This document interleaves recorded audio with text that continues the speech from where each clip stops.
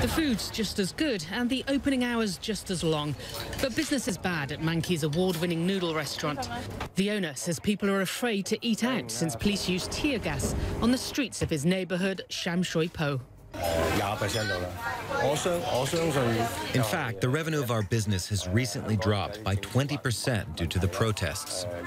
Empty tables are becoming more common around Hong Kong, and at least 700 people lost their jobs after more than 15 restaurants shut down in the last 2 months, according to an industry union. A recent survey by a restaurant workers' union found 99% of those polled said their business has been affected by the protests.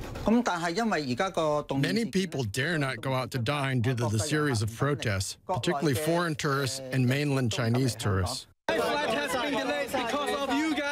Police say 32 countries have issued travel warnings of varying degrees for Hong Kong. Tourists are choosing to stay away, and that's hurting the hotel business. A five-star hotel worker spoke to us on condition of anonymity.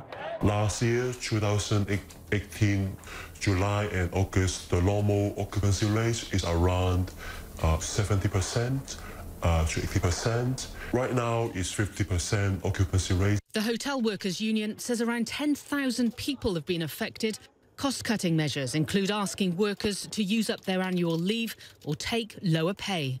That makes a big difference to hotel workers who typically earn the equivalent of less than $2,000 a month. Protests like this one are becoming almost a daily occurrence here in Hong Kong these days. There is no sign of them letting up, and it's just adding to a sense of instability in the city. Some workers from hotels, airlines and restaurants are willing to stand with the protesters, even though they know that there is a chance it could affect their livelihoods. At the Manki Noodle restaurant, there's a sign apologising for the inconvenience of the protests and asking patrons to avoid talking politics. But sometimes it can't be avoided.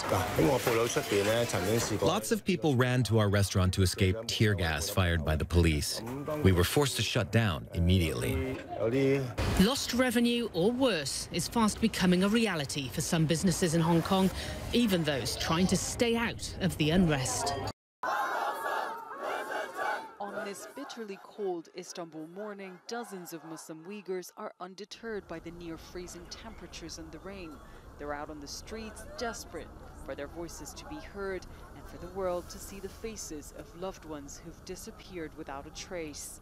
Some clearly too young to understand what this is all about and what the older generations have endured. But they still join in the chants.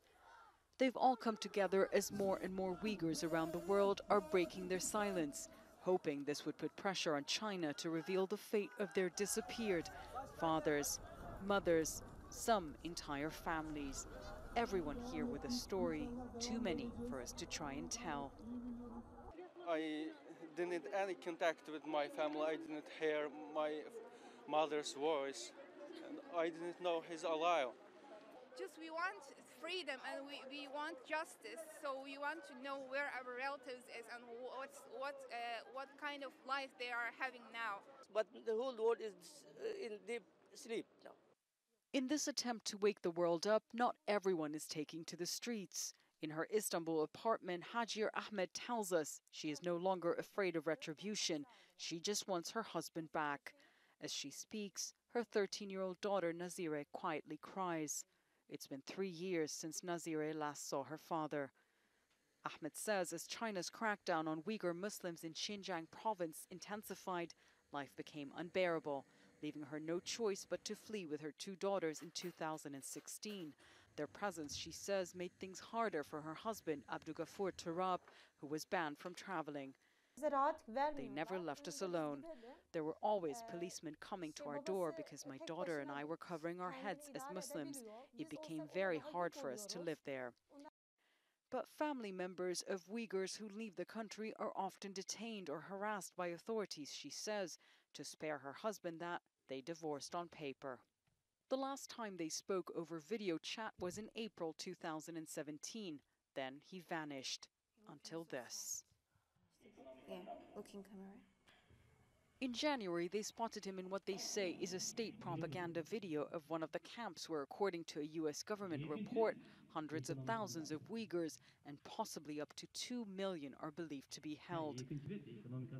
I think he lost weight and looking so small and not have hair. How did you feel when you saw him in that video? So sad, and I'm happy too because he's alive. The Chinese government did not respond to CNN's request for comment on Turab's alleged detention, but China has repeatedly denied it is imprisoning or re-educating Uyghurs in Xinjiang, instead saying that it is undertaking voluntary vocational training as part of an anti-extremism program. Uyghurs we've spoken to here in Istanbul say that after years of the world ignoring their plight, they feel that things are starting to change now, with the crackdown getting more attention. But that's not enough, they say. They say that countries like the United States and Muslim-majority countries like Turkey should do more. As the world stood by, so much was lost, they say.